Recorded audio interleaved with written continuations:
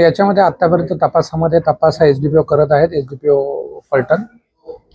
एक आरोपी प्रशांत बनकर जो सिव्हिलियन आहे त्याला अटक झालेली आहे, त्याला कोर्टात प्रोड्यूस केला असता 28 तारखेपर्यंत माननीय कोर्टाने त्याचा PCR आमच्याकडे दिलेला आहे। दुसरा जो पहिला आरोपी आहे म्हणजे PSI बदने, त्याच्या तपासाकरता त्याला अटक करणं बाकी आहे, तो फरार आहे।